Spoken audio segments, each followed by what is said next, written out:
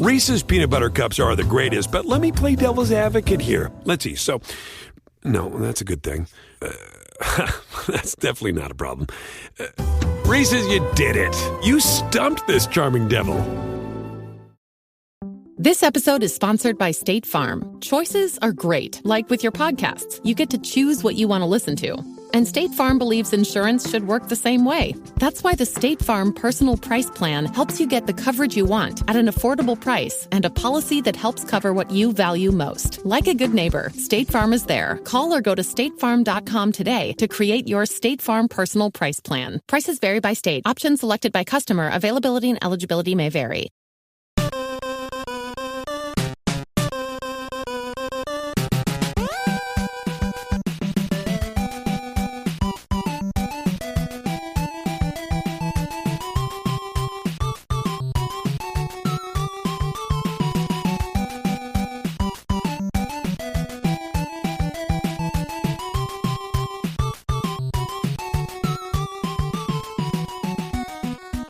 Welcome to the family here on Purple Mafia.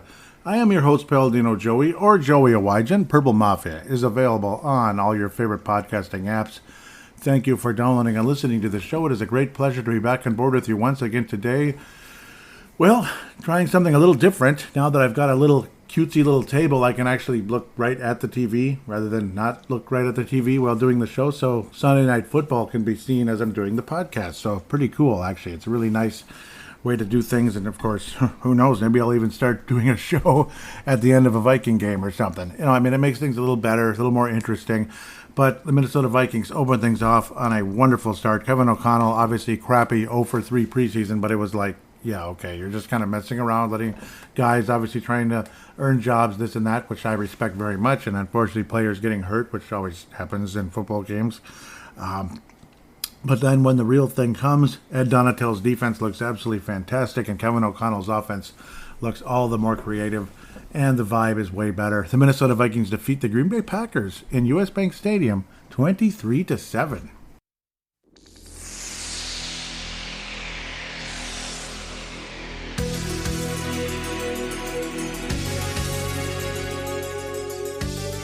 (23-7) on 9/11, 21 years ago today. A terrible thing happened, of course. The two Twin Towers were hit by airplanes, and then Building 7 went down mysteriously not too long after that. So we'll leave that as is. Obviously, there's all kinds of information and conversation about that elsewhere. But today we're remembering all of those that lost their lives, those that risked their lives, those that, you know, may have incurred terrible sicknesses from the asbestos and such in the air. All the first responders, police, medical, fire, all of that. I mean, and the innocent civilians that lost their lives for no reason whatsoever. We're paying our respects to you today on September the 11th, 21-year anniversary, with a moment of silence. Thank you. God bless you, all of you involved with 9/11 directly and indirectly. Well, like I said, again, obviously this was a second half, the second half group, the 3:30 group. So obviously I'm recording the whole show in one quick thing here with three segments all together, just like tradition, but now with Sunday Night Football opening things off on the first segment, not just the second and third, and being able to view it clearly. The audio probably is going to sound a little different on these episodes if I do this. Hopefully it's not worse. We'll see. I also have the windows open a little bit because it's a nice, beautiful September day, a lot like 9/11/2001. A nice, cool day versus those hot and humid September days that can happen as hurricane season floats around as well. And it blows all that hot, humid air up here in Minnesota, Iowa, and all that. But I also want to wish Mark Carlson a happy birthday as well. Definitely happy birthday to Mark Carlson, Purple Mafia Hall of Famer, one of the greatest people on earth, also a veteran in Iraq, won back in 91 during the H.W. Bush era. So again, major respect to Mark Carlson, Purple Mafia Hall of Famer. He was a first ballot one as well, by the way. Again, joined the group back in 2012, and he's just been a legend ever since. 10 years already, Mark. 10 years. Unbelievable. Out of Iowa. So really cool. Indeed there. Thank you, Mark. So let's get to the game now. Of course, first segment, we're going to review the game. Hopefully I'm not too out of whack. Usually the first week, I'm kind of like the Vikings offense opening things out because, I'm not much of a preseason guy anymore. I used to be, and how the players play in the preseason, and all of a sudden they don't anymore, that kind of thing. So, and plus, I feel a little awkward. I'm different. I'm positioned differently now, and unfortunately the stupid table is actually a little lower. As much as I love this table, I built it with instructions, of course. But, anyhow, Kirk Cousins, good solid day, 23 of 32. 118.9 quarterback rating, 2 touchdowns. Obviously, he looked fantastic in the game. A couple of those weird little gaffes where strange little decisions at the last second that could turn into disasters, but that's every quarterback in the NFL, where you're like, oh, what the hell, I'll try this. Oh, that was close. Whoo! Where it would have been like a little pick six there. Luckily, that never happened. Aaron Rodgers also. Now, here's an urban legend. I'm going to bring this up real early. As urban legends tend to pop up at random stages in this first segment. Aaron Rodgers threw his first interception against an NFC North opponent for the first time since 2019. This is the annihilation of common sense. You heard that.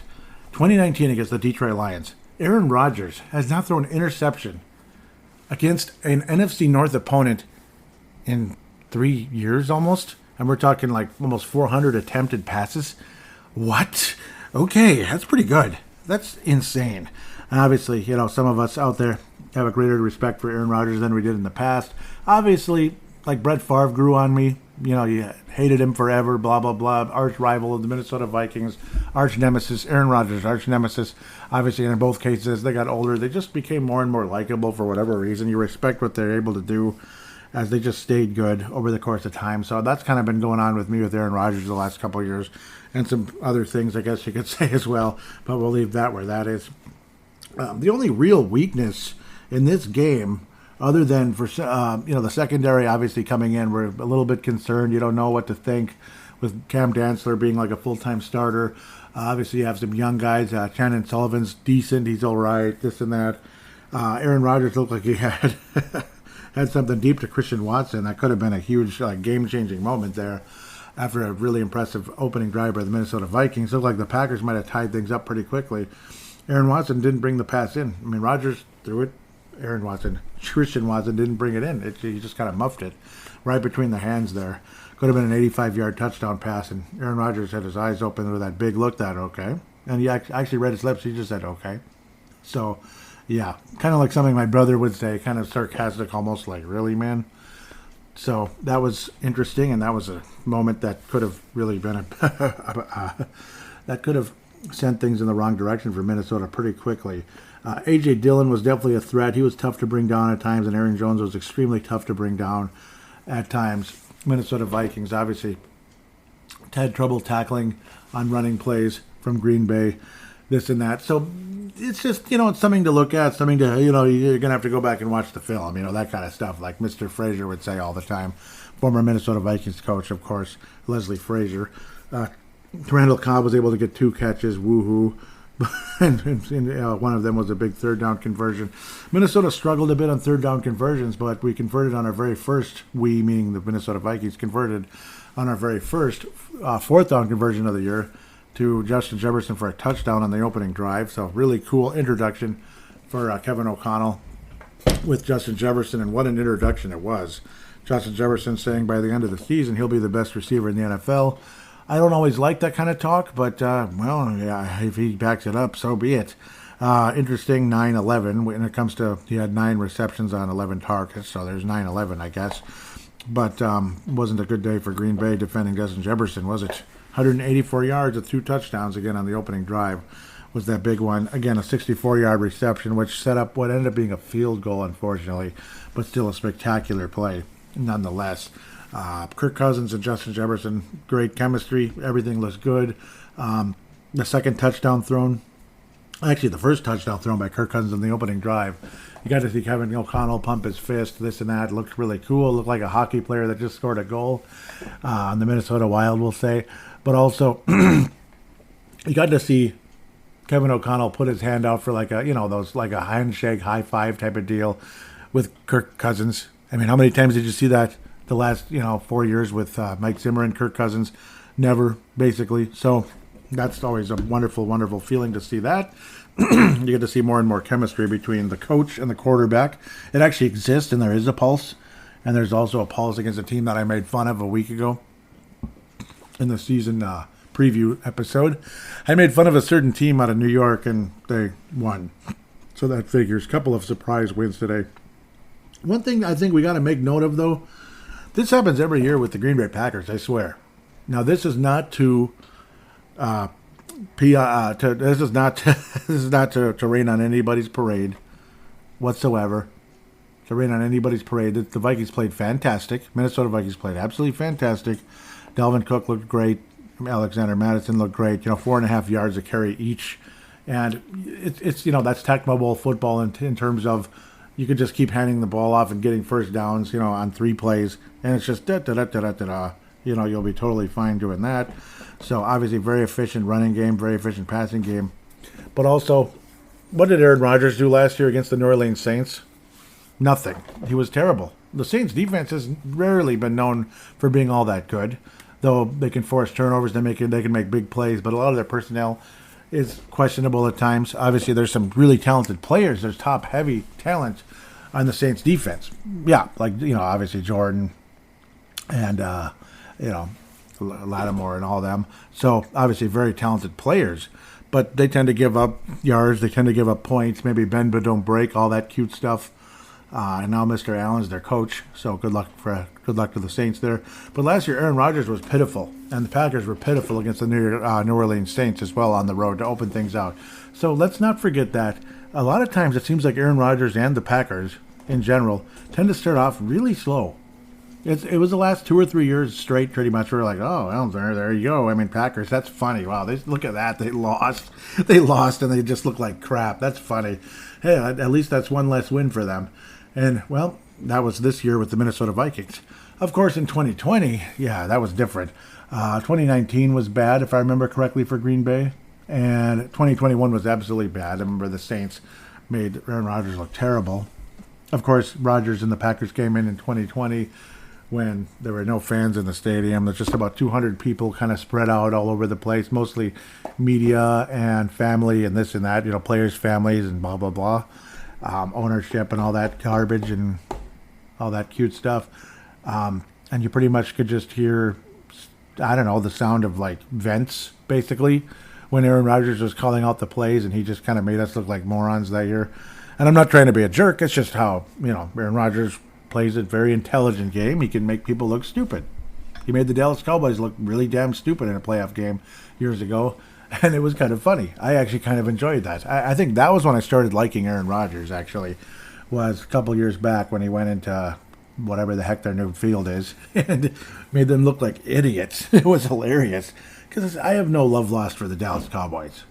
If you've been around the Vikings for a long enough time, you have no love lost for them. So that did happen, obviously, 2 years ago. So there was always that fear that something like that might happen again. But, of course, zero crowd noise. Aaron Rodgers took advantage of it. Vikings just weren't ready for that situation at all. And Green Bay was, that kind of thing. This time around, though, definitely polar opposite. Minnesota looked like the better team from start to finish for the most part. Green Bay had their little run pretty much in the third quarter. Got things going a bit, and the Vikings tackling was kind of meh. And it kind of continued, kind of lingered most of third quarter into the fourth. But generally speaking, the Vikings were the better team. And you go home feeling a hell of a lot happier coming out of this one. And it's a great introduction to Kevin O'Connell's career as the Minnesota Vikings head coach. Obviously, hopefully the tackling can improve. Some of the, but the 3-4 defense, generally speaking, I'm very impressed. And it doesn't have the look like some people may have thought in the past where it's just 3 guys up front. No, everybody's kind of jammed up near the front, and then you get a pass rush from the outside from guys like Zadarius Smith, Danielle Hunter. It was absolutely fantastic seeing that throughout the day. Both Zadarius Smith and Danielle Hunter had sacks in the game, and the Zadarius Smith sack, I could imagine being extremely satisfying because Rodgers was banged up a bit on that play. I think he maybe wrenched his neck a little bit, but nothing super severe. Enough to make him not want to get up for a little while. And that also created a fumble. So that was really cool as well. Vikings were able to recover the fumble there. Only got a field goal out of it, but it was a damn good one by Greg Joseph, who was fantastic throughout the day. He looks like one of the best kickers in the league, knock on wood. Jordan Hicks also got a sack in the game. DJ Wanham, another one as well, coming in with that wonderful pass rush that this 3-4 defense creates. I like the 3-4 defense. I really like it. I'm satisfied. I'm pleased with the whole idea and the concept of the 3-4 defense. It's like, where have you been all my life, 3-4 defense? Where have you been all my life? How many Super Bowls have the Vikings won with the 4-3 defense? So might as well try something different. It hasn't been employed by the Vikings in 40 years, apparently. So better late than never, I guess. Harrison Smith was absolutely great. Honestly, both of the Smiths were fantastic in the games. Darius, again, getting that pass rush on. Didn't get a billion tackles or anything, but he's a designated pass rusher. I mean, he does a beautiful job of it. Patrick Peterson was tested a bit in this game today, but still got the job done for the most part. Cam Bynum with 7 tackles in the game. Really nice up-and-coming starting safety for the Minnesota Vikings, and that feels great to see. Cam Dancer was tested a bit, but not too terrible. Obviously, you're going to get beat by Aaron Rodgers, if you like it or not. It's going to happen. Just like you're going to get beat by the guy who's on the screen right now, 45-year-old Tom Brady. Buccaneers look okay. It's 6-3. The Buccaneers, the Tampa Bay Rays lead the Texas Rangers 6-3 right now. Yeah, it's a high-scoring game. No, I'm going to lose this little predictor thing, aren't I? Because I thought this was going to be a very high-scoring game. It's early in the second quarter, so maybe it won't be too bad. Sorry for the lip smack there. I know I've heard that's not very popular, and I apologize. Rieger, well, he made a lot of fair catches, and he had a 7-yard gain. Tons of fair catches, so nothing too excited out of Jalen Rieger yet, but we'll see going forward. Again, Greg Joseph, just boom, boom, boom. Made all 3 of his field goals, made his 2 extra points. A 56-yarder, which was a career high. Greg Joseph, again, another guy that Mike Zimmer treated like garbage. Not necessarily Greg Joseph, but the position of kicker. He treated like garbage forever. And I can't imagine Zimmer being there helped Greg Joseph's cause going up to potentially win or lose the game with the Arizona Cardinals last year. So I don't think that helped Greg Joseph's cause too much. But, man, he's been so freaking good. And I'm so happy to have you, Greg Joseph, just so you know, and really impressed, to be quite honest. It does suck that the return game doesn't really exist a whole lot in the NFL like it did in the past. But Kenny Nwangwu did have a 25-yard return on the opening kickoff of the season. That felt pretty good. After that, though, not a whole lot. Lots of touchbacks or just letting the ball go, that type of thing throughout the special teams. That's just how special teams are with the different rules, unfortunately. Maybe they'll adjust things and make special teams more interesting again. So last year we did see a special teams touchdown for the first time in eons thanks to Kenny Nwangwu. So pretty cool. Just an overall, again, very positive day. Vikings defense contained and frustrated Rodgers off and on. Again, I like this 3-4 defense. It does provide a pass rush. It really does. Better than the 4-3 did. It just seems like a better setup. It's more interesting. And, I mean, I haven't even started on the offense. And, again, it looked more innovative. It looked more creative, again. I mean, you saw guys going up the middle a bit more, this and that. And there wasn't as much fear to make a play from Kirk Cousins. There was just more confidence overall on both sides of the ball. And, again, you're also using the tight ends and such. Irv Smith was only targeted twice in the game, so that's a little disappointing. Hopefully he'll be targeted more often in the next game. He'll get more involved in the offense. Ben Ellefson was targeted once for a 2-yard play. Johnny Munt was actually the leading tight end with 3 targets, 3 catches, 17 yards. So that is kind of funny. Outside of Justin Jefferson, it was pretty much the Justin Jefferson show. He was the Cooper Kupp of the Minnesota Vikings. And some people have been talking about Justin Jefferson's actually better than Cooper Kupp. He just wasn't employed properly the last few years here, the first 2 seasons of his career with ultra-conservative Mike Zimmer. And, again, a more running style type of offensive coordinator. And Kubiak Incorporated, right? Father and son, yes. Kubiak, father and son. Oh. Kubiak and son, that's what they should call it. Might as well. Oh boy. But again, just you feel positive, you feel satisfied. You can tell I'm not dancing on the roof yet. It's one game. It's very nice, very positive. You go into Philadelphia and come out with a convincing victory there. That's another step headed in the right direction. That's for damn sure. Obviously, again, I mean, it's going to take time to employ this offense. This wasn't the most fascinating game I ever saw. It really wasn't. But again, the vibe was much better. That's what helped. Obviously, you felt confident when this offense steps on the field. And you actually felt more confident when the defense is on the field as well. Like, it just seemed like the game had kind of passed Zimmer by, but it also, again, the vibe itself wasn't helping. A guy makes a mistake, and Zimmer reminds him of it nonstop and beats him into the ground. So, again, you heard about what was said this past week from guys like Terrence Newman and such, like one of his most loyal allies for years and years and years, going back to the Dallas Cowboy days. So, with Mike Zimmer. And, man, it was just much more fun to see. Second youngest coach in the league, and it still amazes me that the youngest coach in the league is still Sean McVay, which is weird. That's weird, because he's been the coach of the Rams for many years now already. So it's just funny to imagine. So both of them came from the same tree, of course. So with that said, let's pass out some awards here. The Fran Tarkington Award for this episode against the Green Bay Packers is going to be Justin Jefferson. He was absolutely phenomenal throughout the game today. Again, just hope and pray guys like honorable mentions of Danielle Hunter, Zadarius Smith, who were just so great in the game. You just hope and pray that they can continue to stay healthy and get better and better. So I'm just hoping and praying for that going forward. Greg Joseph is definitely an honorable mention. I mean, is there any doubt? Obviously phenomenal. Ryan Wright looked really good. He drew a run into the kicker play, but also, again, averaged, 46.4. He had 3 punts in the 20, so, again, he's able to control that big leg as well, which is important, being a punter. I didn't even mention this on the last show. It's not about booming the ball a million yards. I mean, it's nice that you can do that, but at the same time, obviously, you'll take that over not booming the ball a million yards, but you have to be able to, obviously keeping the ball in the 20 without getting a touchback. And he had three in the 20. Also, Pat O'Donnell, great job for Green Bay. Similar situation there. So, 2 nice young punters there for the 2 clubs. Ryan Wright off to an awesome start. And he's the largest punter I've ever seen. No question about it. I'm not really thinking of any, just the tackling in general wasn't so great down the stretch. I don't really want to pick on anybody today.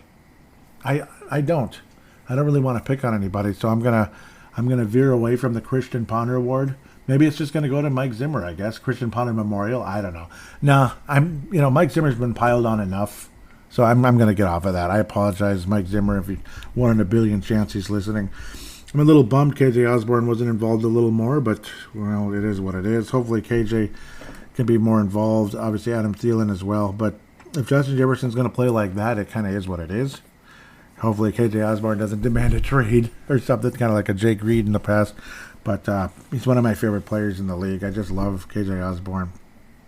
So, big honorable mention. I'm just concerned. Hopefully he can get more involved, and I'm sure he will. You can't just throw the ball to one guy forever. But, I mean, it just worked. Just like Randy Moss worked against the Packers years ago, particularly in '98, which was so much fun. With that said, I think that's about it. I gave out my urban legend again, like Aaron Rodgers' first interception against a NFC North team since 2019. That is unfreaking believable. Trying to think of other details other than, again, just more things look more creative. It's not as just, okay, we're just gonna make short passes on 3rd and 8, this and that.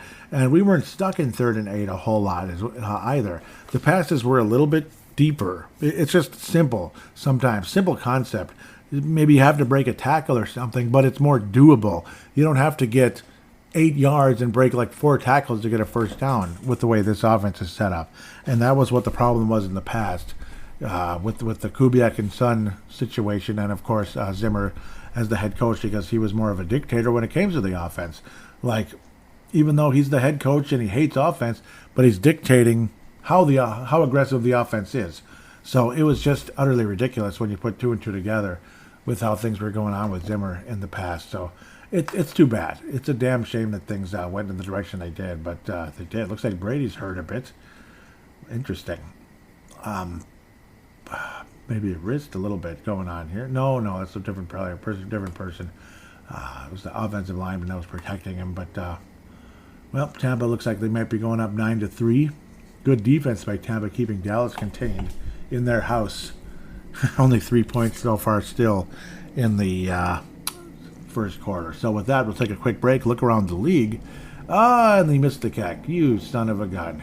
You missed a 36-yarder, man. Come on, man. He hooked it big time.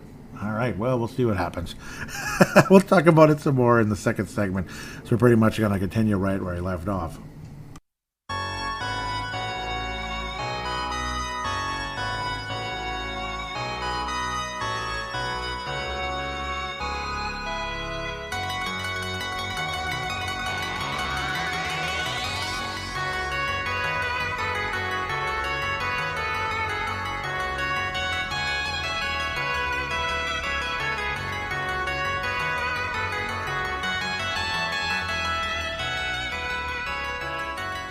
And we are back here on Purple Mafia, segment number 2. Going to look around the league, some surprises to open things up, but I guess it's not all that surprising, generally speaking, that weird things happen in the first. Weird things can happen in the opening week. In fact, sometimes this kind of stuff drags to week 2 or 3 sometimes, where maybe a really good team loses like 2 games or 1 game and such. I don't think I have any chance of winning that money in that predictor bet, though. My gosh, there's just no offense in this game. There's some yards, maybe, but nice pass interference, TJ. What are you doing, Lamb? That's what I had for dinner tonight, actually. Maybe that's why I feel a little bit, woozy. I don't know, and I apologize for that. Let's get to where we need to be here. Buffalo and Los Angeles opening things off. Could have been the Super Bowl last year. Very possible. Maybe it would have been the result, too. Yeah, probably not. And Buffalo very well could be this year's Super Bowl champion. They're definitely on my very short list of 4 teams that I believe could win the Super Bowl this year. That would be Buffalo, Cincinnati, that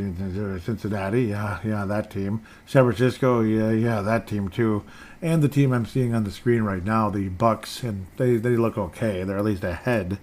But a 31-10 butt kicking to open up the NFL season.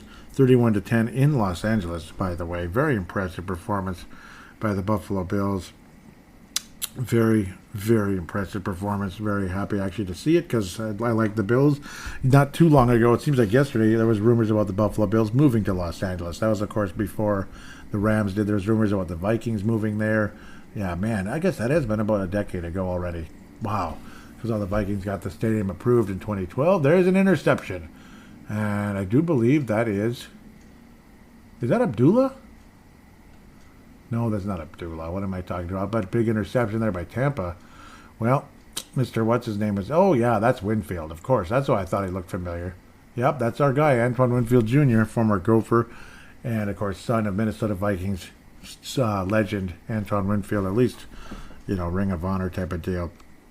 Buffalo's looking to get to some kind of Ring of Honor or something. Matthew Stafford with 3 interceptions in the game, which he is known to do at times. Cooper Kupp with 128 yards and a touchdown. Stephon Diggs with 122 yards and a touchdown. Gabe Davis joining the party for Buffalo with 88 yards on 4 catches for a TD. Josh Allen does his thing as well, running for a touchdown. He's a fantasy phenom, but unfortunately the 2 interceptions probably hurt your fantasy stats a little bit. I always forget this is a touchscreen laptop, which is nice. Von Miller with a couple of sacks, the former Denver Bronco and phenom with Buffalo. That great defense where Leslie Frazier is doing a fantastic job being more and more innovative, and that's good. You got to adjust a little bit sometimes, because Leslie Frazier's an old-timer. He played for the 85 Bears, for Pete's sake, and unfortunately in that Super Bowl, it was pretty much the end of his career after a major knee injury. I believe on a kickoff. So that really sucked for Leslie Frazier way back in the day now. But no, doing a fantastic job with the Buffalo defense. Remember when he came in here and kicked our butts right when Buffalo started to improve? Little did we know just how good Buffalo was going to be coming into that game. Most of us written off Buffalo. Minnesota's going to be just fine. Buffalo came in and swatted the Vikings like we were flies in that game, and it was like, what just happened? Yeah, I mean, we just got our ass handed to us by Leslie Frazier, who we used to think of as a very vanilla defensive coordinator and head coach.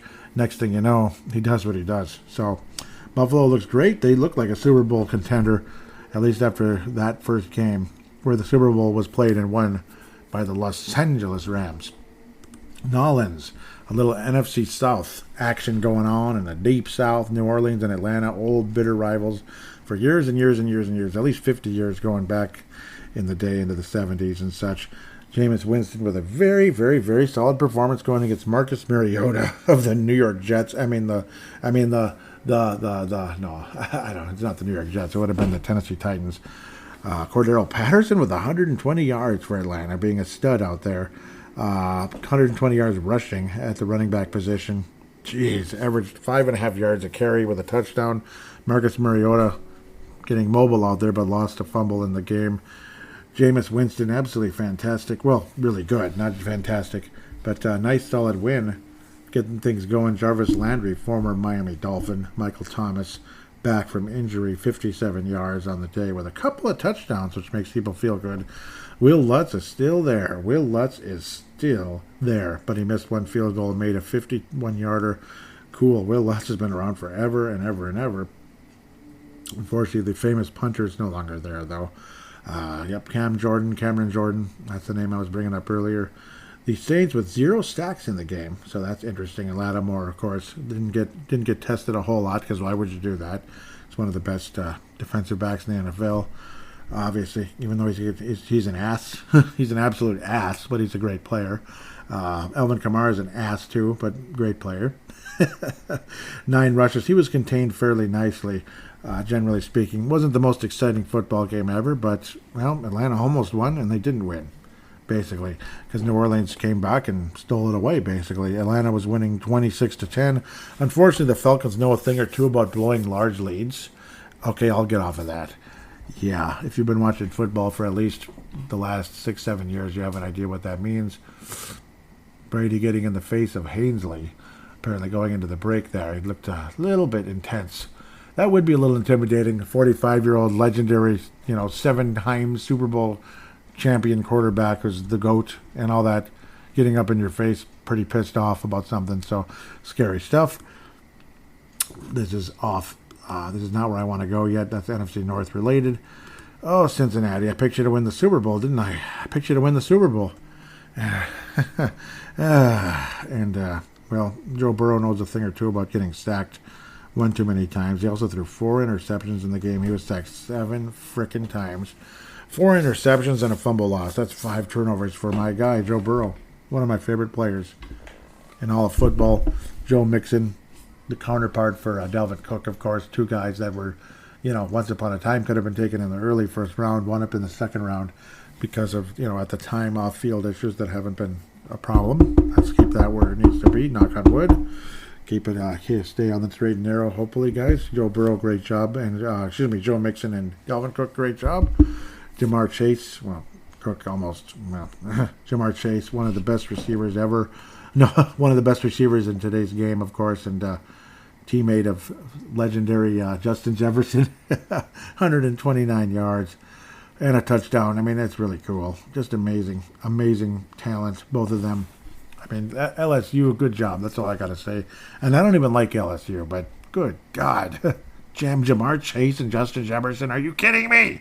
I mean, jeez.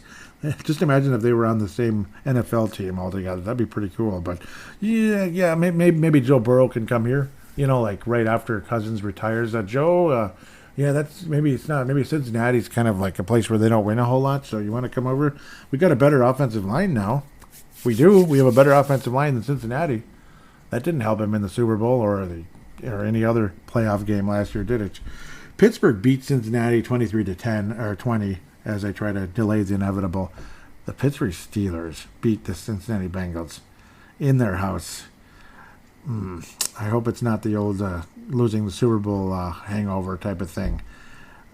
I'm not real happy about this. Mitch Trubisky, good start, I guess.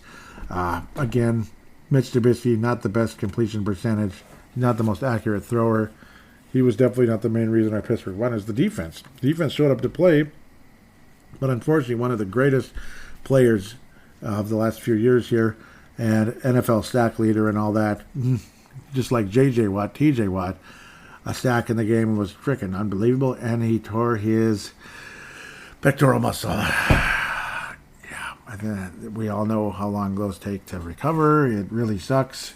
That sucks because this Pittsburgh team looked really good in this game, and they have a ton of talent, which includes T.J. Watt, and he tore his pectoral muscle in today's game. So I feel bad for you, Pittsburgh. I do. I mean, you have 6 Super Bowls and everything, but hey, that doesn't mean you can't win 7. I feel bad about that injury, though. When you think about a player of that level, it sucks. And yet they won the game, but then it's like you just have that empty feeling. You just lost probably your best player, and that sucks. So that's one thing to dampen the mood in Pittsburgh. As Pittsburgh was able to win it in OT.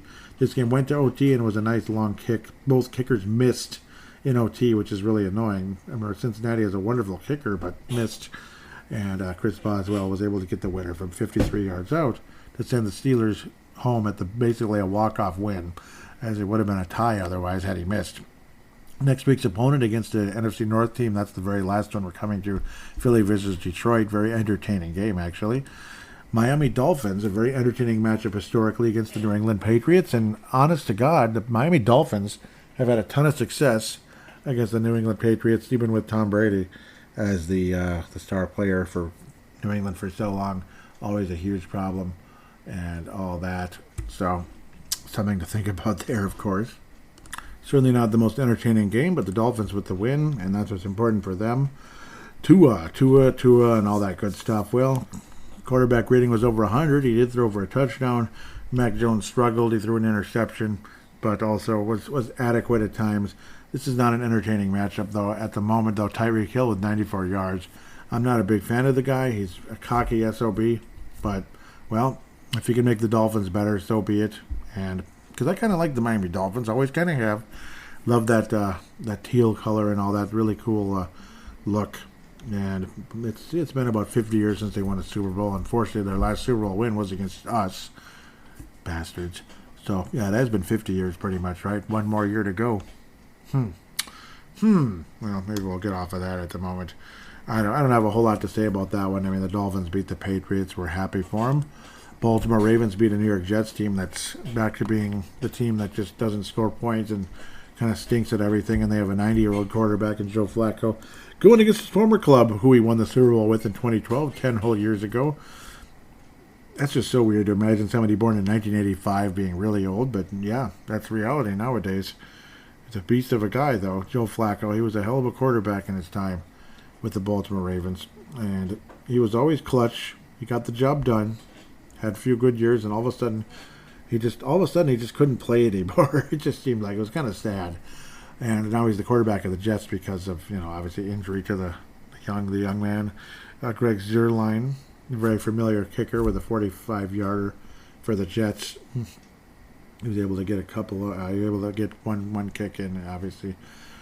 Jets ultimately a non-factor against Lamar Jackson and co. At least Lamar Jackson was able to stay healthy, throw for 3 touchdowns and 1 INT. But again, not a whole lot to be super excited about other than Rashad Bateman, former Gopher, led the Baltimore Ravens in yardage anyway for receiving with 59 yards and a touchdown. So good for him. Rashad Bateman, former Gopher. A couple of sacks in the game, but nothing all that spectacular, nothing all that exciting. Again, an easy win for Baltimore, as they should be a playoff team. Whether you like it or not, they should be a playoff team. Jacksonville Jaguars heading to the Washington Commanders, opening things up with their new name and their golden maroon W and all that. They're the Washington W's. They're the Commanders. They're the Commanders. Yep. Well, Carson Wentz also played pretty well. for the Washington Commanders. One of his better games in a while here, at least going back a bit. Had a couple of good moments last year where the Colts wound up leaving that team as well now for Washington, who obviously, the Colts now have Matt Ryan, of course. 4 touchdown passes by Carson Wentz against a mediocre Jacksonville team that can't beat anybody. 4 touchdowns, 2 interceptions. That's about what you expect from Carson Wentz. Although, like Carson Palmer, a guy who at times is great, and then again, the interceptions would catch up as well. Antonio Gibson with 72 yards in the game. Christian Kirk was fantastic for an improving Jacksonville team, and of course James Robinson, a running back, who has been a nice little piece for Jacksonville the last couple of years. He's been good every week for about 2 years now for them, 66 yards and a TD. And Trevor Lawrence, hopefully there's more to offer going into this year, and he's not a huge blue chip bust like so many have been for so long. So many of those top 3 quarterbacks come in thinking that, that here we go, he's the future of the league, and then he's just not. Hopefully Trevor Lawrence, for Jacksonville's sake, is not one of those, but another interception in today's game for him, as they mounted last year, those INTs. But obviously he needs more and more to work with. Jacksonville has built their team fairly nicely in the last couple of drafts, but apparently not enough yet. Cleveland Browns with a win against Carolina on the road. Was Carolina suck that bad, or was it an impressive win by Cleveland? I don't know. Maybe Carolina just sucks. Baker Mayfield lost to his former team. Throwing an interception in the game and all that. Cleveland ended up winning on a 58-yard field goal from Cade York to wrap things up with 13 seconds remaining. Basically a walk-off, and able to win by 2 points over the Carolina Panthers, who looked like they'd won the game on a 34-yard field goal by Eddie Pinheiro. But that's where you got to score that touchdown, guys, instead of relying on Eddie Pinheiro. Because Eddie Pinheiro can't score 7 points. He can score 3. He can score 3. They still had a minute 17 left to go against Jacoby Brissett, who I like, actually. Jacoby Brissett took him down the field and got the job done. Neither quarterback majorly stood out. It was about Nick Chubb in a lot of ways. He was a stud on the field, 142 yards, did not get in the end zone, but almost 6.5 yards a carry. Pretty cool. Donovan Peoples-Jones, fascinating name for the Cleveland Browns, receiving 60 yards in the game. Robbie Anderson with a touchdown and 102 yards. Christian McCaffrey struggled in the game. The Cleveland defense was good, but at least for McCaffrey's sake, he did get into the end zone once. But other than that, Mrs. Lincoln, how was the play? A couple of sacks by Myles Garrett. On Baker Mayfield opening things out against his former club and losing to his former club. And as the former club's backup, even though Jacoby Brissett's a good backup, still a backup. So it is what it is. Indianapolis and Houston play to a tie. I can't imagine how frustrated Colts fans are right now. Even though the Texans have a decent quarterback of the future in Davis Mills, who was taken right after Kellen Mond. Whoops. Kellen Mond was a name and all that. He was a name. But, yeah. Whoops. I mean, it would have been nice to have Davis Mills instead. He was actually taken right before him. But still, would have been nice to have Davis Mills instead. Maybe there's some hope. And he's actually been pretty good for Houston, to say the least. He's been very solid. Slightly older than Kellen Mond is Davis Mills. Matt Ryan threw 50 passes and got a lot of yards, but was just kind of average. Just okay. That's why his quarterback rating hung around the low 80s. Davis Mills just a little better, about almost 100 quarterback rating and didn't turn the ball over. Jonathan Taylor with 161 yards on the ground, over 5 yards a carry. Did get into the end zone once. Good for him. Michael Pittman Jr. also a freaking awesome game.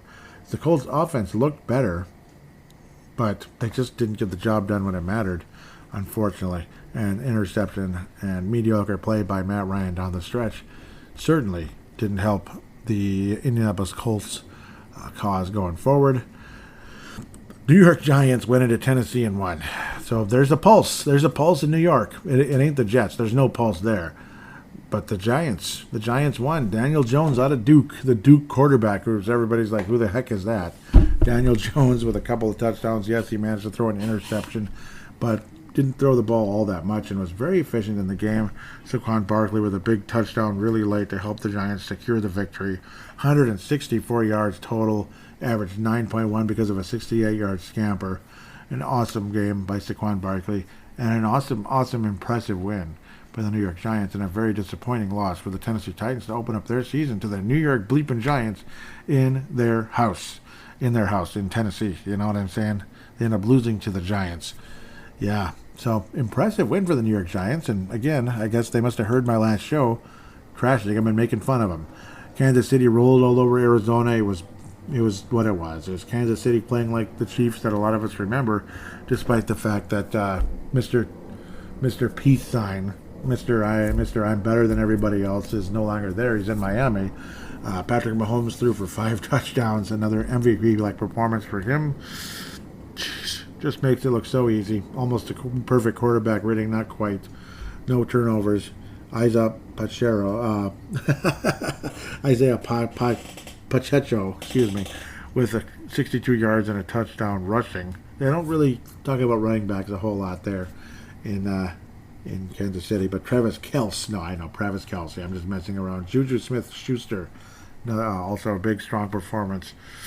Kansas City's going to be just fine, aren't they? Marquez Valdes-Scantling, former Green Bay Packer as well, one of the guys who had one of those devastating catches and torched the Vikings during the last 2 crappy seasons, pardon me, as the Zimmer defense went down the the last couple of years. Scantling, former Packer, who could forget that? Jerick frickin' McKinnon as well.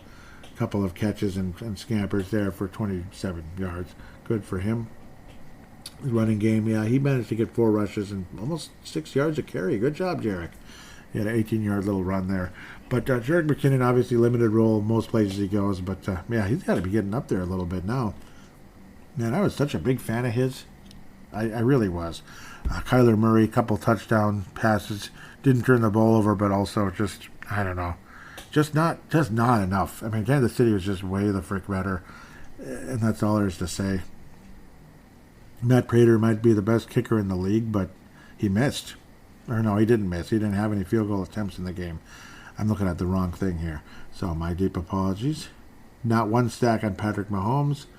And Kansas City had 3 sacks on Kyler Murray and co. So good for them, I guess. Kansas City 44-21 over Arizona. A lot of Arizona's points came much later in the game when it didn't matter.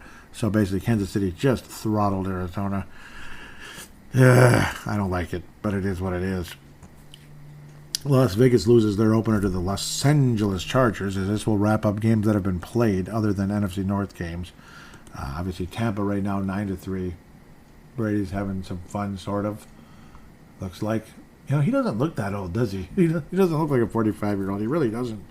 But that's how it is. Derek Carr with 3 interceptions in the game. Just sloppy. Not a good day. Josh Jacobs didn't get to run a whole lot, and the Chargers took care of business. Justin Herbert with 3 touchdowns and no turnovers. Keenan Allen still putting up the wonderful numbers of 66 yards. Didn't get in the end zone, though. Just a nice, solid win. Good season opener for the Los Angeles Chargers. Not the most spectacular game ever, but Daniel Carlson continued to do what he does. He's the best kicker in the league. Thank you very much, Mike Zimmer and Rick Spielman. But that's how that goes. 3 sacks for Khalil Mack now of the Los Angeles Chargers. Khalil Mack is now a Los Angeles Charger, and he had 3 sacks in the game. Good for him. We'll see what happens. This could be a very interesting team going forward. Obviously, Justin Herbert looked on as one of the 5 best quarterbacks in the league in terms of future and all that. And some people are thinking this Chargers team is going to win the Super Bowl soon. Maybe they will. Maybe they're going to be the Kansas City Chiefs going forward. The next Chiefs, basically, with obviously some nice pass rush and some fantastic offense to go with it. I have very little hope with the Las Vegas Raiders, unfortunately. I wish they're good because I like everything Las Vegas when it comes to sports. I love the Golden Knights, but I think it's similar there as well. So let's go to the NFC North if humanly possible. Now that we're heading in that direction, there's only, obviously we played Green Bay, duh. So there's one game before the preview going forward. San Francisco 49ers head to Chicago and lose. the team I picked to make it to the Super Bowl, win the NFC. Lost to the Bears, the team that everybody talked about is just, tanking and they're gutting the team and starting all over. Well, they beat them. It's two young quarterbacks going up against each other, Trey Lance and Justin Fields. Look like Fields is a little bit better, a couple of touchdowns. He only threw the ball 17 times in the game and managed to throw an interception on one of them, which is kind of funny. But got the job done, a 51-yard play to Dante Pettis, which ended up being a touchdown, so that helps Justin Fields. Otherwise, he might have had like 80 yards passing in the game, but obviously very conservative approach because, they don't want to tear the guy's confidence apart. Understandable. Dominique Robinson with a sack and a half for the Chicago Bears. San Francisco with a couple of sacks, one of them with Nick Bosa and such. But Chicago just kind of hung in there, and that's what happens when you let a team like Chicago to just hang in there. Funny things happen. San Francisco had a 10-0 lead in this game, and then just kind of didn't do anything. They just stopped playing, basically, and that's on you, San Francisco. Midway through the third quarter, they just kind of stopped playing. I don't know. You just, it is what it is. I don't know if they just thought, we'll figure this out, we'll be okay. And then, I don't know, Trey Lance just couldn't get anything going, and if 49ers have a crappy year this year, Trey Lance being just kind of not ready is part of the reason. I hate to say it. Not trying to trash in Trey Lance, but it is what it is. A great, not great, but good season opener, Justin Fields, and a team that most people thought would win maybe 3 or 4 games this year. Well, they got one of them already, so who knows? Who knows? Let's talk about the Philadelphia Eagles and Detroit Lions here going forward. It's definitely a very rich history between these two teams, the Vikings and the Philadelphia Eagles. And obviously the Vikings have been successful lately. But, of course, postseason, Philadelphia has owned the Vikings when it matters more than some random regular season game. We'll see how things go here. But first, let's talk about how Detroit played against them as well. Detroit ends up losing the game 38-35. Philadelphia with the win. A very epic back-and-forth battle between the Eagles and the Detroit Lions. Kind of fun. Nice to see these young offenses get going. And in a game where a team scores 38 points, Jalen Hurts throws no touchdown passes. So that's interesting. Of course, Miles Sanders running the ball for 96 yards and a touchdown. Jalen Hurts ran for 90 yards on 17 carries and a touchdown. Kenneth Gainwell for 20 yards and a touchdown. Somebody named Boston Scott also got in the end zone. So 4 rushing touchdowns for the Philadelphia Eagles. They have a good running game. They really do. And that's not a joke. We've been talking about that the last couple of years. DeAndre Swift sounds like a former basketball player, but a nice running back for the Detroit Lions with 144 yards. 9.6 to carry and a touchdown. Jamal Williams also sounds like a shooting guard in the NBA. He does. Swift sounds like a power forward, like Stromile Swift years ago for Seattle. So I guess that is a while back. Stromile Swift to Seattle.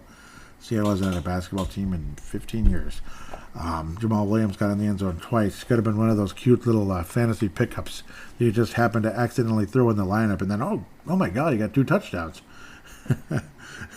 Philadelphia, they're going to give up numbers. They're going to give up points. They're going to give up rushing yards.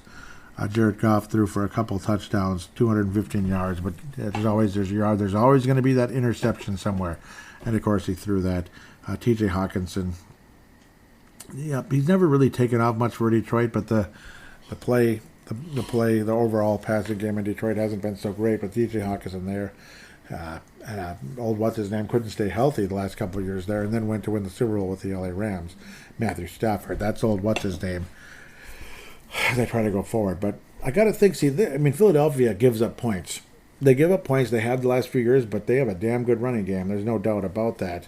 A.J. Brown, though, as well. My goodness, 155 yards and 10 catches. Didn't get in the end zone, but overall great performance for him. And now we have the former Philadelphia high draft pick as well, taking it just ahead of Justin Jefferson. Whoops, bumping into stuff here. A.J. Brown played with Tennessee the last couple of years, kind of a 1,000-yardish type of guy. With the Tennessee Titans, he did have 11 touchdowns in 2020 in only 14 games. Pretty damn impressive. So obviously a solid addition, young, solid, healthy addition to the Philadelphia Eagles. That's why they were able to move on from Rager. Apparently, so there's no Jalen to Jalen. Jalen Hurts to Jalen Rager. Yeah, no great situation there. let's look at the history between these two clubs quickly. Vikings now lead 15-14-0, so no ties in their history. Hopefully there's no tie now. Vikings pounded the Eagles in 2019. The first two performances, their first two games, Kirk Cousins versus Philadelphia, were damn impressive. Of course, the Vikings got obliterated 38-7 in the NFC Championship game. But then most recently, the Vikings won 23-21 in a very entertaining game where Kirk Cousins really jumped up and played well.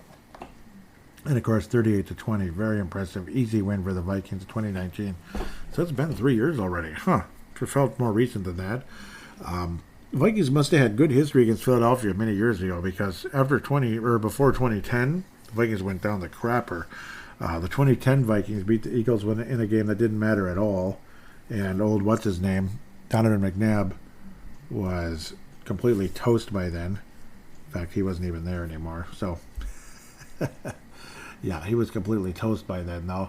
McNabb was already in Washington by then. Vikings lost 5 games in a row to Philadelphia all the way from 97. Nope, the Vikings beat them. I remember that. That was Ty Detmer against Brad Johnson very early. That was a fun little start to the season back in 97. I think the Vikings went 3-0 after that game, if I remember correctly. That was impressive. Eagles just smoked us in 2001. That's when we were terrible, of course, 48-17. Remember that? That was when Joe Sensor with Paul Allen said, "Good golly, this is disgusting." Yeah, he was like blown. He couldn't believe how terrible it was. Eagles won 27-16 in 2004, and then later that year in the postseason, they beat us pretty handily. That was not a good day, and of course, 17 they beat us. 2007 they beat us, and then after the Vikings won the division, we had Tavares Jackson, a quarterback in a playoff game, and he threw the ball to God knows who. Lots of losses as well, like early 90s, 92. I still remember that one. I think it was John Salisbury just threw the ball right to Reggie White for a pick six. It was just stupid. It was embarrassing. The Vikings lost in 90 and in 89, 10-9. That's pretty frustrating. But some really good start to the tenure between these two teams. The Vikings won the first 1, 2, 3, 4, 5, 6, 7. That's what I thought. 7 games against the Eagles from 62-76. And then, of course, when it started to become kind of important, in 1981, a divisional playoff game, the Eagles beat the Vikings 31-16. So Tommy Kramer led Vikings in 81. I believe, that was right after the miracle, the Ahmad Rashad miracle. And then you go to play Philadelphia and get whooped. So then there's the Stephon Diggs miracle, and you go play the Philadelphia Eagles in the NFC title game and get whooped. So terrific stuff.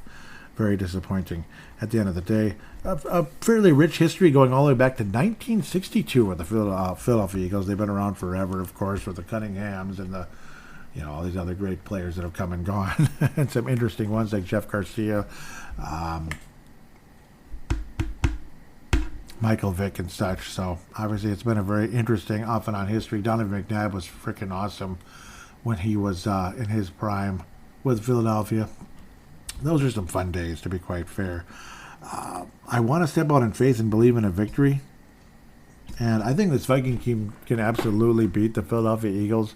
But if I stick to my guns with what I thought things were going to go, the Vikings would beat Green Bay and lose on the road to Philadelphia. But wind up by the end of the season 11-6. Who knows? Maybe we're going to be 12-5-ish, and possibly win the division. Maybe 13-5, 13-4 would be unbelievable. But we shall see. I'm not overly super duper confident, and I don't know. But I do think the Vikings can win the game, no doubt about it. At the moment, just to play it safe, and I'd rather be wrong. I'd rather be wrong about us losing than wrong about us winning. You know what I mean? So I'll go this way. I'm going to pick Philadelphia to beat the Vikings, something along the likes of, and I'm probably going to be wrong. I think this Vikings team can absolutely get it done. Absolutely. And I'm just about ready to change the pick. But I don't want to be overly optimistic because of one day. Green Bay just might have had a huge hiccup today. Who knows? I'm just picking Philadelphia to win. Final score of something along the likes of 28-24, something like that. the Vikings' run defense wasn't all that good today. And as long as Philadelphia, as long as the Philadelphia doesn't fall behind the Vikings, their running game takes control of the game, and they could win. They'll be hard to catch if that's the case. So if the Philadelphia Eagles are ahead in that fourth quarter, the Vikings could be in trouble. And that's kind of how I feel this might wind up at the end of the day. Philadelphia does give up a ton of points, so this creative Vikings offense could get more creative than ever. And at least one week, 1 week now in the books with this offense, 1 week experience working together in a real game that really matters. So we'll see. But I think 28-24 Philadelphia at the end of the day. We'll be back to hear from you and from Gerald String right after this.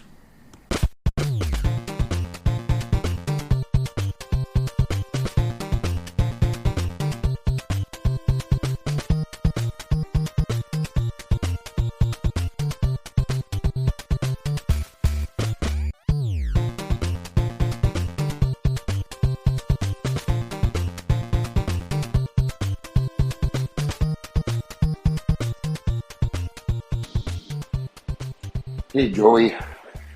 Just wanted to say that for the first time in a long time, the team that you see on paper actually showed up on the field. Awesome victory. Didn't get to see the whole game, but I'm going to finish watching it tonight on not Game Pass, the new one, NFL Plus, I think it is. So, man, I hope we can keep that going. I hope that's the real team. Keep her going into Philadelphia next Monday night. Skol, Purple Mafia Nation. Congratulations. Way to start the season.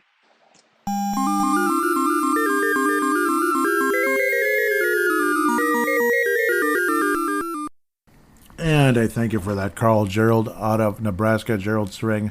Thank you so much, always. Purple Mafia Hall of Famer. This is segment number 3, fan interaction segment, of course.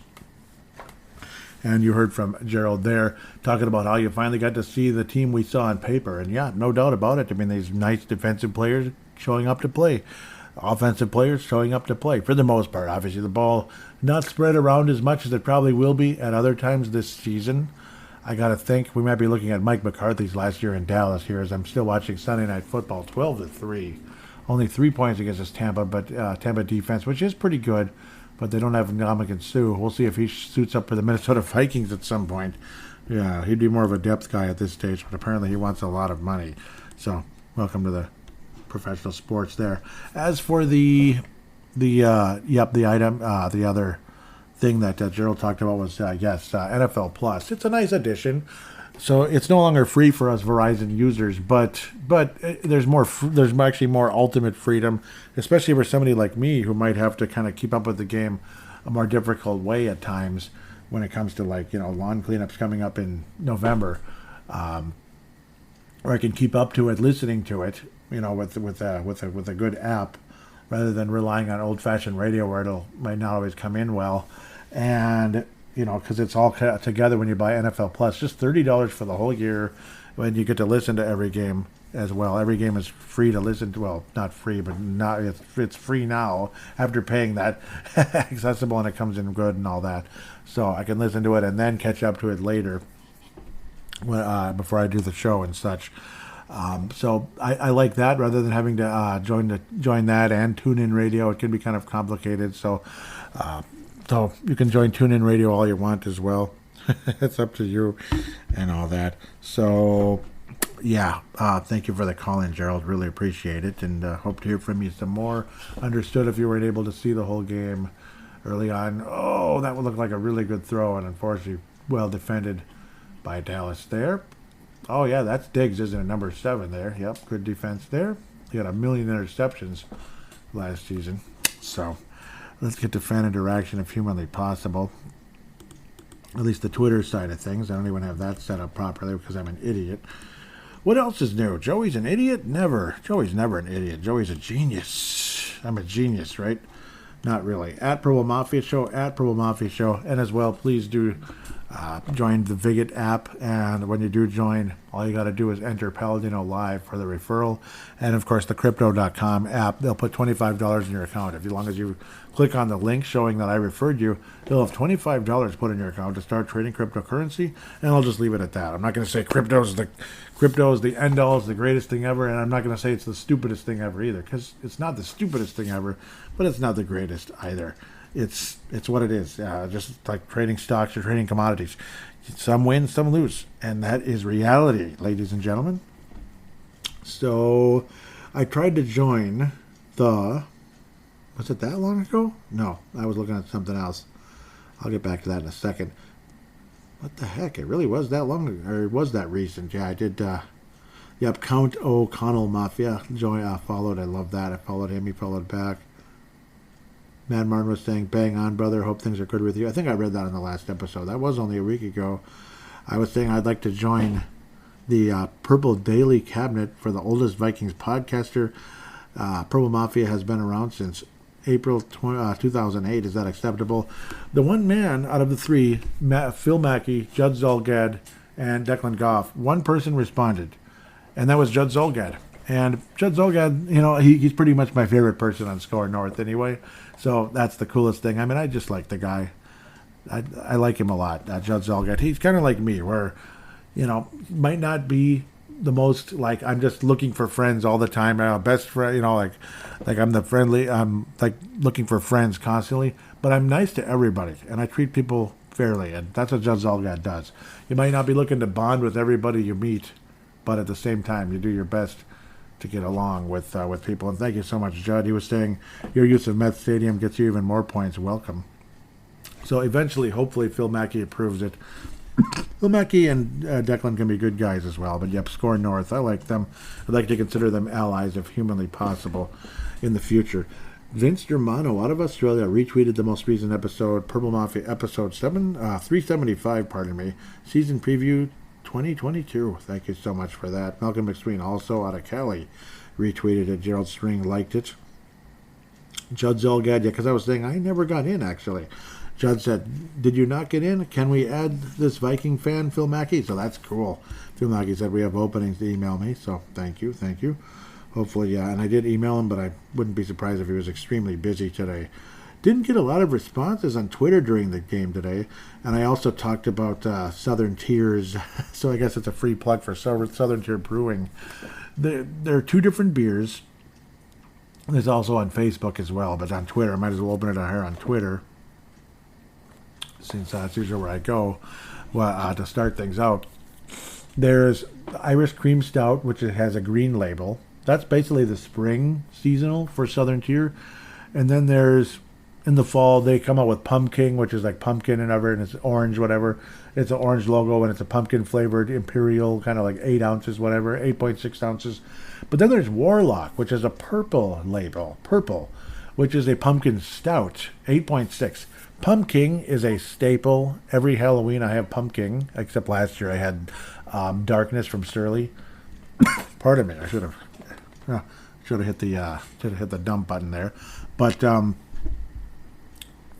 Warlock, a pumpkin stout, is absolutely fantastic. It has a purple logo. So you have the Irish Cream Stout, which is fantastic. Came out in the spring, like March, April, Shamrock, blah, blah, blah. Irish Cream Stout, fantastic with the green. So that's like the Green Bay Packers because of the green. And then Warlock Purple. And I said, whoever wins today between the Vikings and Packers, I'll drink that one. And I was rooting for Warlock. Obviously, it is the better of the two. I mean, I think Southern Tier would admit that. It is the better of the two. It's one of the highest rated beers they make.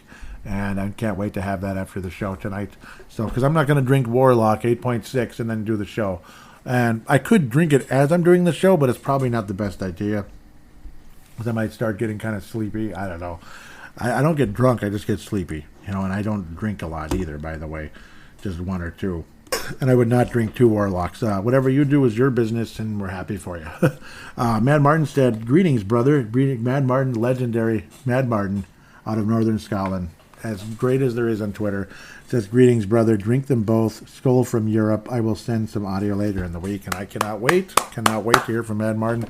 Just like I always look forward to hearing from Gerald String out of Nebraska. And I'd love to hear from Brad Jacobson again. It's been like years, man. Just because the phone line disappeared and it switched over to audio submission.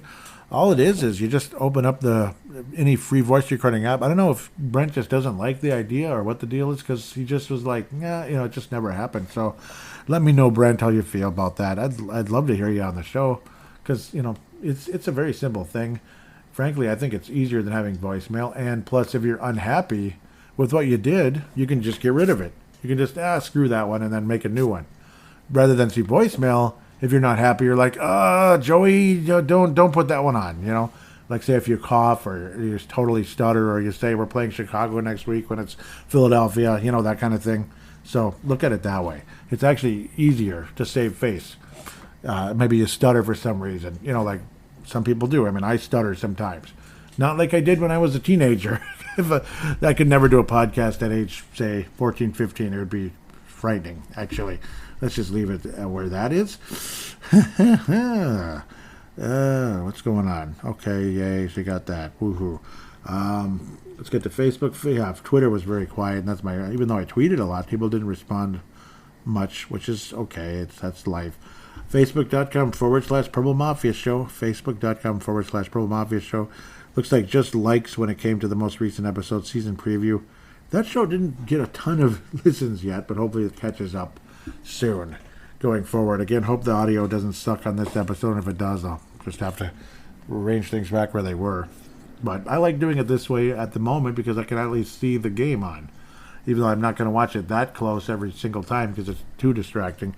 But it's nice to have a clear view of the TV screen while I'm doing a show.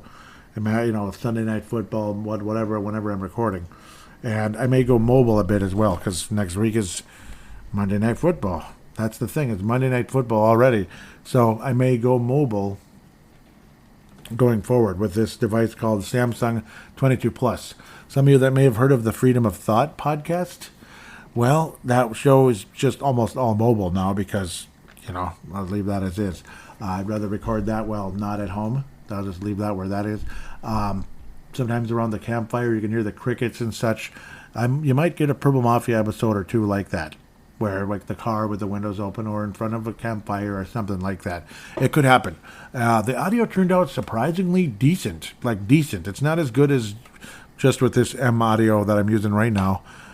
It's just that it's placed differently, so hopefully it doesn't sound real crappy and echoey like I'm in a tin can or something, or I'm sitting too far away from the microphone like I'm in a big library or something, or a cathedral, and it's too echoey. So that's what I'm hoping is not the case. Let's get to what you guys have to say before I babble my head off here, even though radio is about talking. Sometimes it's good to hear from you as well, right? Again, this is the in-game thread. Yeah, I wish it could just be all in chronological order. I was saying, yep, I want to wish a happy birthday to Mark Carlson. I didn't hear from him at all, so he must have been busy. And that's understandable. Yep.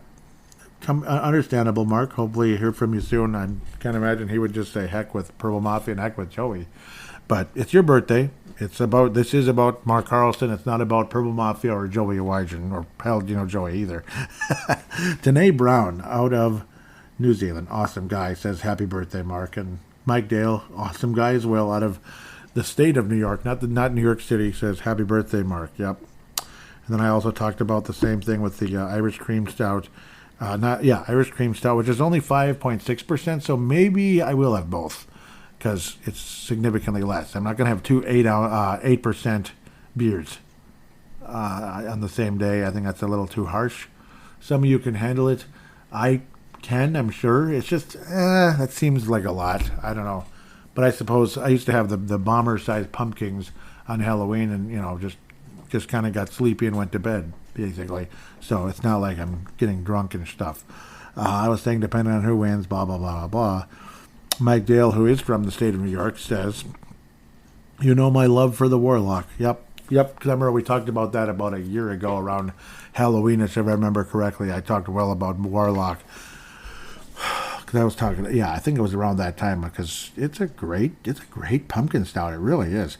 I was saying it's super good, and it's chilling right now, ready to go, depending the victory. Of course, I won't have it until after the show is done in the later evening. Yep, so pretty soon now. It's a little closer than I was when I typed that. I was saying 4 down, blah, blah, blah, to Jefferson. What I'd rather hear from you guys. Patrick Grant says, Vikings win, enough said. Let's go. That was his prediction, and he was right. Brett McCarthy, South Dakota, says, Skol, happy birthday, Mark. Yep, and thank you so much, Brett McCarthy. Eric Mustard says, yep, he's also from South Dakota, and let's see how the defense does. Well, we're lucky he dropped that. Yep, and that was I forgot his name. There was that Christian guy. And I don't mean anything too crazy here. And it was indeed Mr. Watson. Elementary, my dear Watson. I just wanted to get that correct. So my apologies for my stupidity. So, thank you, Eric. Brett McCarthy says, nice defense. Rogers has those pissed off eyes again. Yes, he did. Jesse Ball says, I hope to see Rogers sacked about 5 or 6 times today. Oh, and winning the game would be good too. Sure would, wouldn't it? Brett McCarthy says, awesome drive. That's the touchdown. Oh, I mean, wow, nice first half. Impressive. Keep it up. And it sure was. Mike Dale says, Jay Jet says, not human.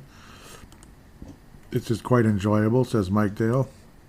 Brett McCarthy says, wow, Jefferson is a machine. You got nothing, says Mike Dale. And that's to the Packers. Brett McCarthy says, not sure about the defense yet. Yeah, because of the poor tackling. Eric Mustard showing some unbelievable numbers here. Let's pop that up. Thank you very much, Eric. Says, yep, the total yards in the game, Justin Jefferson, 158. This was at the current time.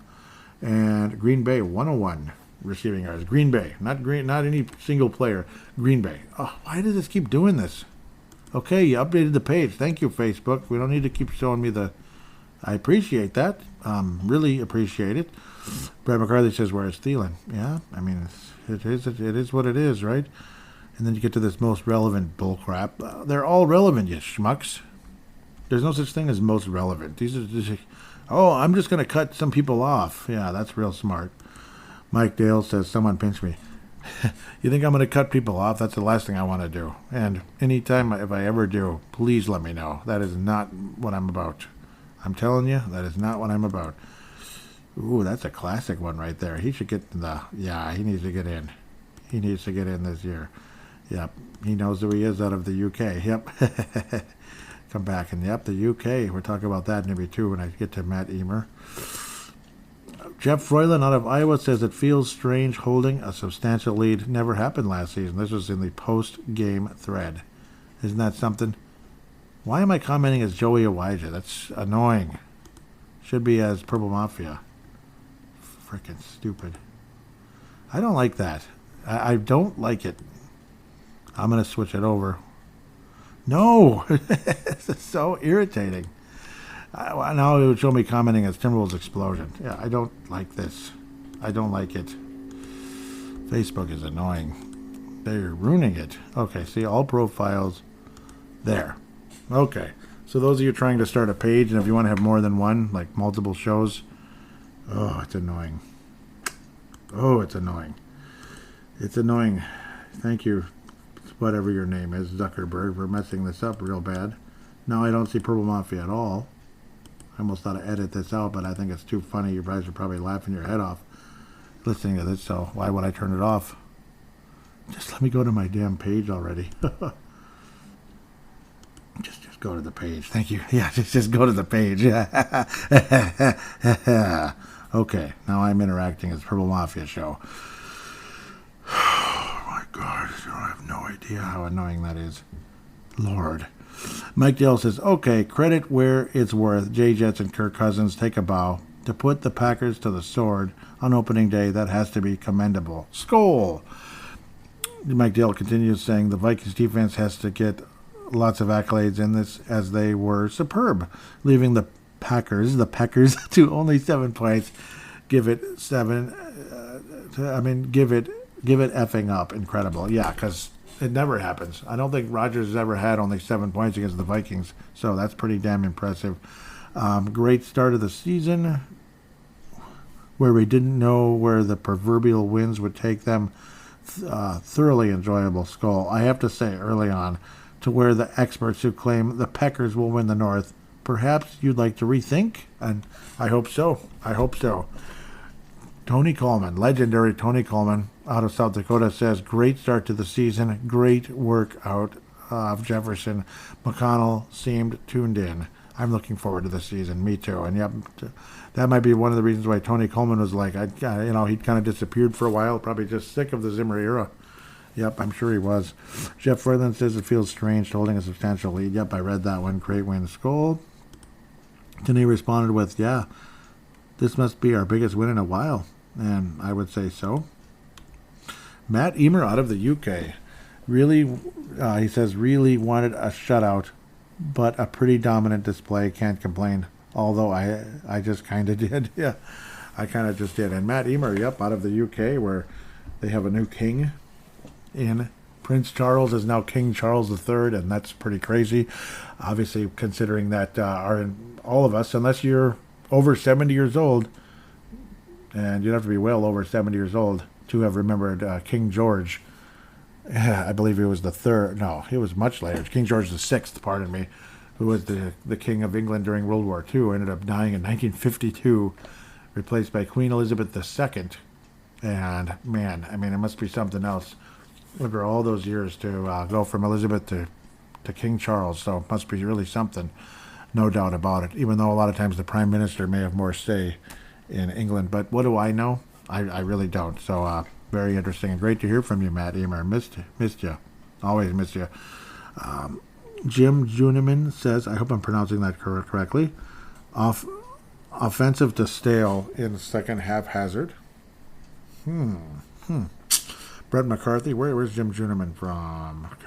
Work store manager, owner at Caribou Coffee. That's pretty cool. Very cool, actually. So, Brett McCarthy says, nice balanced game, nice win. Jesse Paul says, good to see Rogers under some purple shirts many times. Always good to see him frustrated on the sidelines, and we sure did, didn't we? No doubt about it, eh? Gerald String says, looks like a different team so far. Actually have a defense now. Yep, it was absent for the last couple of years. Leela App, I'm seeing the stupid most relevant again. It's just gotta go. Get rid of that. I don't have 900 million comments. I want to hear from all of you. Now it's all out of order. That's great. Eric Mustard said, JJ, 9 receptions, 184 yards, 2 touchdowns. The entire Packers corpse with Aaron Rodgers, 22 receptions, 195 yards with 22 receptions and 0 touchdowns. Whew, that really is something else.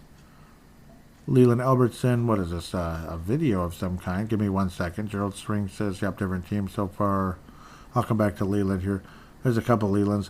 Looks like a changed locker room to me. The game and stadium atmosphere just felt different. Let's keep this train rolling. Chugga chugga choo choo. No doubt about that. I agree. Let's see what this video is, if it lets me. Follow the link, please. And yeah, there it is. That's Kevin O'Connell getting fired up after the game, and there's no sound because this is annoying, but that's okay. It's really cool because it's only 6 seconds, but yeah, boy, that is fun to see. It's because the way the stupid Audacity is set up, it's all like, oh, it can only connect this way. I hate that. I'd have to unplug the microphone, which not a good idea, but it's pretty cool to see, though. You can check it out. And that was a cool video. Thank you very much, Leland. Very cool. That should get you a star, as that's the end of the comments. A little quieter this week than normal, but the followers have been growing, so that's good. Kevin O'Connell and all that, this could really help the Purple Mafia show. And, of course, it's not because I'm Mr. Popular and any better than I was last year or anything, but it all shows you the vibe around the team is what matters most. You know, like Brave the Wild did better when Kirill Kaprizov came, and a cool guy like Derek Velska, in case he's listening, happened to help out the show as well, coming in with some new ideas to like bring in more listener involvement and such. I mean, it's stuff like that. You know, it really helps, and all the friends that have joined as well. Man, you guys are awesome, and it's great to be back. I was telling Brent Jacobson off the mic I wasn't really feeling it still. I could not get out of preseason mode yesterday. And it's partially because of the stupid 3:30 crap, which is annoying. I like noon. I'm just one of those kind of people. I like noon. I like to kind of get it done, get moving, this and that, and kind of plan things out. But this turned out just fine. And, of course, Vikings won convincingly and all that. Green Bay laid an egg last year in their season opener, and they still had a great season. They almost, but then they choked at San Francisco. So I'm not sure what's going to happen in San Francisco, by the way. Kind of scary for them. But let's pass out the stars for this episode before I babble over it and don't even get to it. Gold star for this episode, it's kind of tough. I mean, it's always tough. It's going to go to, I'm going to give it to Gerald String and Mark Carlson. Gerald String for calling in. Mark Carlson, even though he didn't comment once It's his birthday. So gold star for Gerald String and Mark Carlson. Some of you might think that's kind of tacky, Joey. Come on, Joey, what are you doing? No, but I mean, I think they both deserve it, and they're legends. Jeff Froyland, gold-plated silver star, no doubt about it. Cool video and good involvement with things. Obviously, Eric Mostard, Brett McCarthy, you deserve tons of credit as well. You're at least getting silver-plated bronze stars and such. Hope to hear for more and more from you guys going forward. Thank you so much for the wonderful, wonderful comments. Always like to hear from Patrick Grant as well. Thank you guys for your involvement with this episode. Tony Coleman, great to hear from you again. Oh, Mike Dale, what am I doing? Mike Dale, he's at least a silver star. He's just a superstar, man. He can write, and I wouldn't mind hearing from him in a audio submission, but if he prefers just doing it this way, totally fine. It got him in the Hall of Fame, and very early. That's how good he is. So, with that said, I don't know if the old woman's jumping on me right now. It's just, more reason to want to go mobile, because if it's a Monday night thing, yeah, that woman is difficult. Let's just leave it as that. I wouldn't mind actually telling her that to her face. You're difficult, just in case you know. Can't wait to just, time to get out of here one of these days. So yes, next week there's a pretty good chance I will be going mobile. I will be going mobile with this thing, or with my cute little smaller, it's a smaller, more budgety version of the laptop I'm on right now, a Lenovo laptop. It's a little smaller silver one. It's more budgety, but yeah, it was a free laptop I got from work for earning points, whatever, for good performance and all that cute stuff. So I was able to get it that way. So, and it's kind of more built for being mobile. So we'll see. I can make the show a little more flexible, where maybe I record outside and stuff like that. With this mobile device, which technology has been improving and the audio quality has improved on these things over the years. So it's pretty nice and convenient to have. No question about that. Great to be back, though. Thank you for having me. Thank you for joining me. Can't wait to hear more and more audio submissions from Gerald String. I'd like to hear from Mark Carlson again, Dave Hickey again. I mean, man, I missed the calls of Dave Hickey. They were really good. Malcolm McSween, he just unbelievable calls. It's been forever, man. You got to do one. Yeah, I remember how good Malcolm McSween's calls were. Just so good. And of course, Matt Martin is like the greatest ever, the greatest. He's tough to beat. He's the GOAT when it comes to that. He's the Tom Brady of call-ins. He's so good. But that's not discounting anybody else. You guys are all like stars, all stars. I mean, I love every one of you so much. So with that, anybody that hasn't, please write a positive rating on either Apple Podcasts, Stitcher, Audible, or I think Spotify. It's just a star rating, but those of you that have done it, thank you very much. Anyone that can, please do. Really appreciate it. Tell your friends about the show. Basically stuff like that, the audio submission.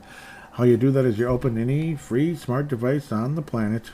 Samsung, you have this. Apple, you have that. It usually just says voice or voice recorder or something.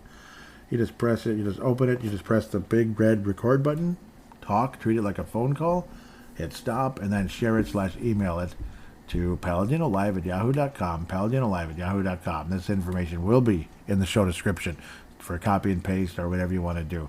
With that said, wishing you a wonderful week. Skol Vikings, and hope for a 2-0 start.